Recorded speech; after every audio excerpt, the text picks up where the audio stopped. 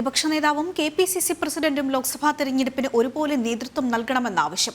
മത്സരിക്കുന്നെങ്കിലും സുധാകരനും കാര്യങ്ങളിൽ നേതൃത്വം വഹിക്കണം. പരാജയം ഏറ്റുവാങ്ങേണ്ടി വന്നാൽ പ്രതിപക്ഷ നേതാവിനെ മാത്രം ഒറ്റപ്പെടുത്താതിരിക്കാനാണ് ഈ നീക്കം.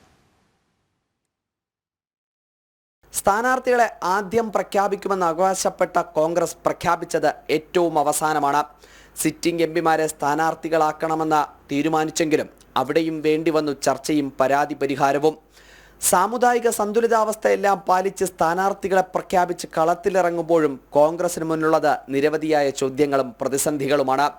കഴിഞ്ഞ തവണത്തെ 19 സീറ്റ് നിലനിർത്താനാകുമോ ഈ നേതൃത്വത്തിനെന്നതും അതിൽ കുറവ് വന്നാൽ നേതൃത്വത്തിൽ തന്നെ മാറ്റമുണ്ടാകുമോ എന്നതും വലിയ ചോദ്യമായി അവശേഷിക്കുകയാണ്.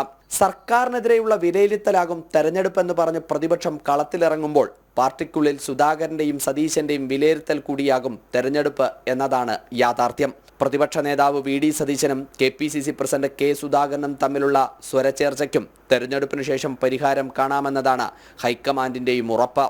ജനം, തിരുവനന്തപുരം.